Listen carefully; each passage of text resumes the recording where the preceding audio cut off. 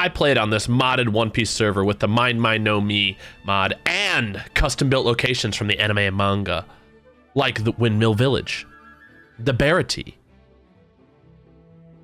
Before we can start adventuring, we have to choose our race, faction, and fighting style. You can be a pirate, a marine, a bounty hunter, or part of the Revolutionary Army. For your race, you have the choice of being a human, a fishman, a cyborg, or a mink. And for fighting style, it's all themed around the Straw Hats crew roles. You can choose swordsman, sniper, doctor, weather wizard, brawler, or blackleg. For my journey, I am choosing to be a pirate, fishman, and doctor. Let's go save the world. I found an island to call home for now and decided to loot the surrounding area.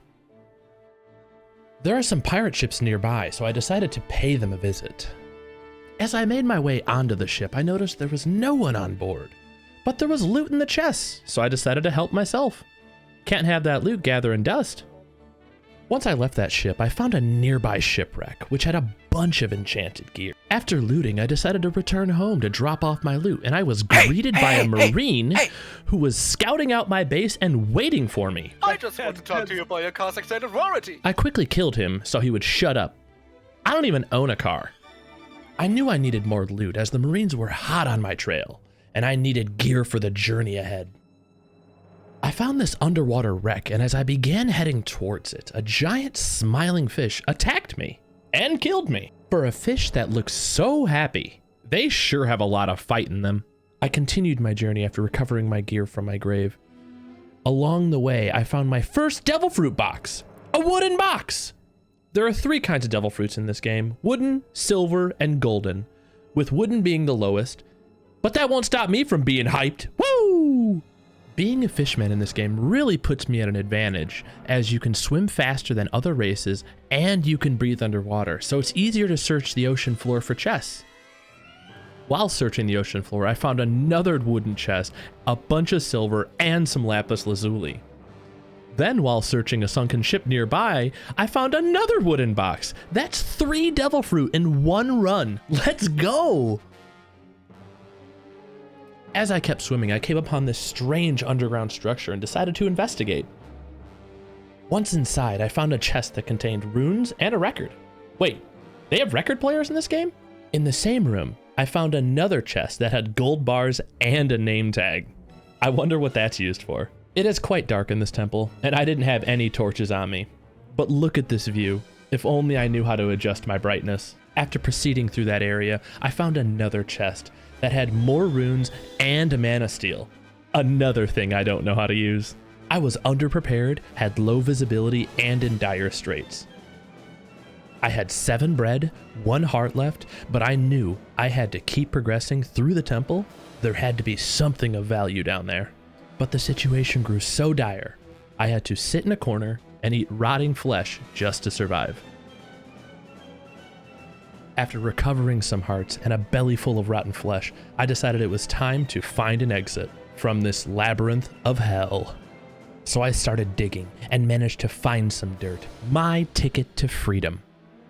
After celebrating my narrow escape from that temple, I arrived home to find my storage area completely overrun. I did my best to fight off the pests, but I had to retreat to the water for safety, with only 1 heart left. I ate my last bit of rotting flesh and evaded the monsters as best as I could to try to let my health recover. I was surrounded by zombies and spiders on land and fighting fish in the water. The sun was just about to rise. It was a battle against time. And while trying to escape, a skeleton shot an arrow with +3 to accuracy and dealt a death blow. I decided at that moment it was time to build some walls around my base and chest. Now that a wall has been built, let's have a look at our plunder. 3 locked chests. I got the Noro Noro no Mi, which is Foxy's devil fruit and allows you to slow time. I got the Goey Goey no Mi, which is Eldorago's devil fruit, and the Bane Bane no Mi, which is Bellamy's devil fruit and turns you into a spring human. ruffsenpai and Rixie came to my island for a visit. Meanwhile, King Kong came from the forest to see what's going on. He's very wary of new visitors. Kong decided to go ape on us, so Ruff had to put him down. That kind of monkey business is dangerous. It was finally time for me to start advancing my quest line to become a doctor. The first objective, equipping a medic bag, was very simple. The second objective, collecting 15 nether warts, which means I need to go into the nether. The final objective is to collect 15 glistering melon slices. Sounds delicious. Ruff and Rixie tell me of a way to make a nether portal, but we need lava, so we decided to head underground to find some. Ruff bouncing around using Bellamy's devil fruit. It's crazy how high you can bounce. I made it to the bottom of a giant cavern, and our journey continues to find some lava.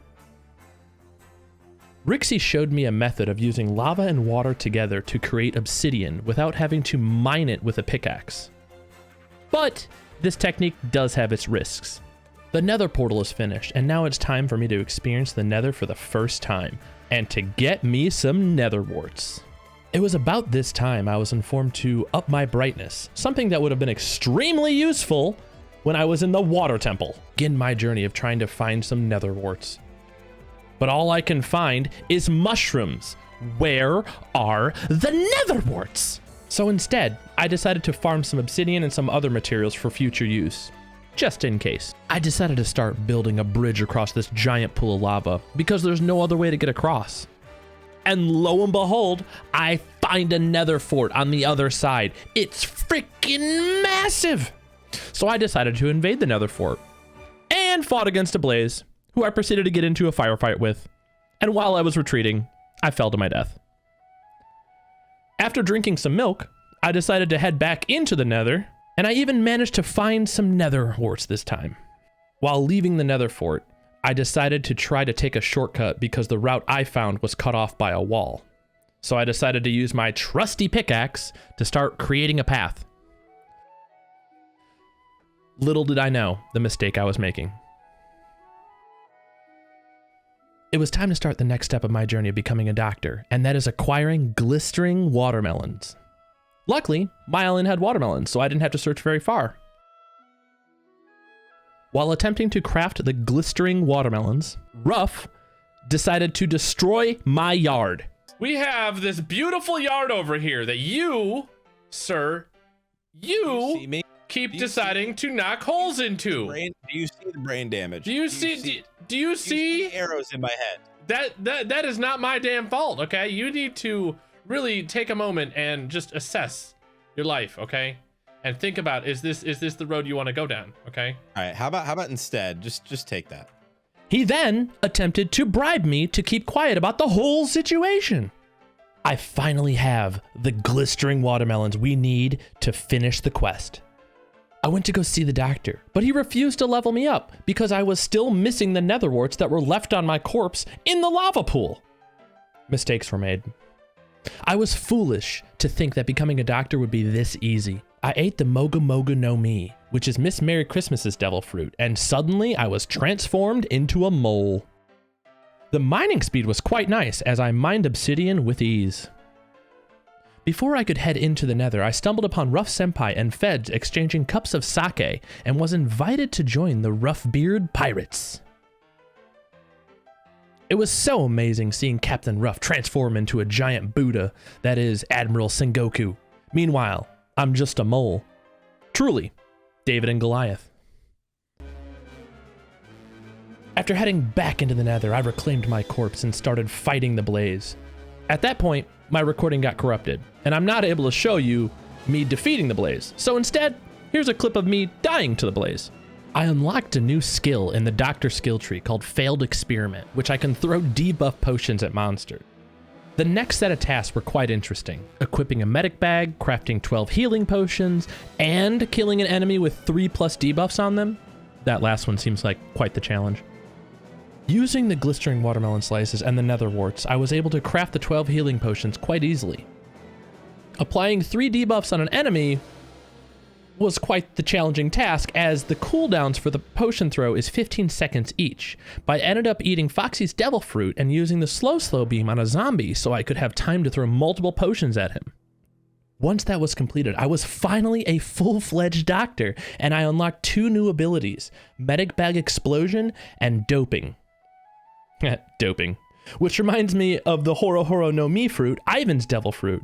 It gives you a nice boost to speed for 8 seconds, however the nausea effects afterwards can be quite disorienting and the skill's cooldown could use some tuning. The backpack explosion skill sacrifices the backpack to fully heal you and apply a random debuff on nearby enemies, which can be useful, but you lose the backpack's durability in the process of using that skill, and you'll eventually lose access to all of your medic skills once the backpack durability is expensed. If you want to play single player adventure mode, the map mod is in the description below. If you want to play on the active server with everyone else in the community, you have to become a Patreon sub to Nani Anime to get whitelisted. Link to the Patreon is below. I hope you enjoyed my journey. Was becoming a doctor in this One Piece mod worth all the effort?